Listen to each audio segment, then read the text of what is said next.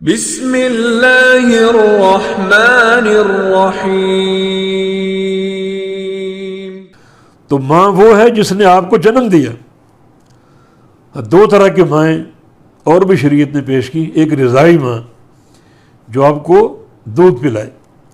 تو وہ آپ کی رضائی ماں بن جاتی ہے اور آپ اس کی رضائی بیٹے بن جاتے ہیں، اور ایک ماں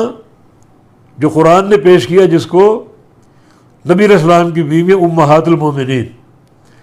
نبی علیہ السلام کی بیویوں کو یہ شرف حاصل ہے کہ ان کو امت کے سارے مومنین کی مائیں قرار دیا گیا، سارے مومنین کی۔ اللہ پاک کا فرمان النبی اولیٰ بالمؤمنین من انفسہم وازواجہ امہاتہم، کہ نبی کی شان یہ ہے کہ نبی مومنوں کے نزدیک ان کی جانوں سے بڑھ کر محبوب اور قریب ہے۔ یعنی ایک مومن کا تشخص کیا ہے اور ایک مومن کی تعریف کیا ہے؟ مومن وہ ہے جو نبی کو اپنی جان سے بڑھ کر قریب جانے اور محبوب قرار دے، اور دوسری علامت کیا ہے؟ وازواجہ امہاتہم، ازواجہ واحد کی ضمیر کا مرجع نبی ہے، اور امہاتہم جمع کی ضمیر کا مرجع مومنین ہے۔ دوسرا ایک مومن کی پہچان یہ ہے کہ جو نبی کی بیویاں ہیں وہ ان کی مائیں ہوں گی۔ یعنی یہاں مومن کی تعریف دو عناصر سے کی گئی، ایک مومن وہ ہے جو نبی کو اپنی جان سے بڑھ کر عزیز رکھے، محبوب اور قریب جانے، اور دوسرا مومن کی تعریف یہ ہے کہ جو نبی کی بیویوں کو اپنی ماں قرار دے۔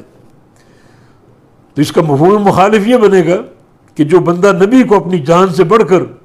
محبوب نہیں جانتا وہ مومن نہیں ہو سکتا۔ اسی طرح جو شخص نبی کی بیویوں کو اپنی ماں نہیں سمجھتا وہ مومن نہیں ہو سکتا، چاہے وہ لاکھ مومن ہونے کا دعویٰ کرے، اپنا نام مومن رکھ لے، مگر یہاں قرآن نے ایک مومن کی پہچان دو طریقوں سے کروائی ہے۔ ایک یہ کہ نبی اس کے نزدیک اس کی جان سے بڑھ کر محبوب ہو، جیسا کہ حدیث میں بھی ہے لا یؤمن احدکم حتی اکون احب الیہ من والدہ وولدہ والناس اجمعین، اس وقت تک تم مومن نہیں ہو سکتے جب تک مجھے محبوب نہ جانو اپنی جان سے بڑھ کر، اور اپنی اولاد سے بڑھ کر، اور اپنے ماں باپ سے بڑھ کر، اور پوری کائنات سے بڑھ کر۔ تو یہاں بھی مومن کی تعریف میں دو باتیں کی گئی ہیں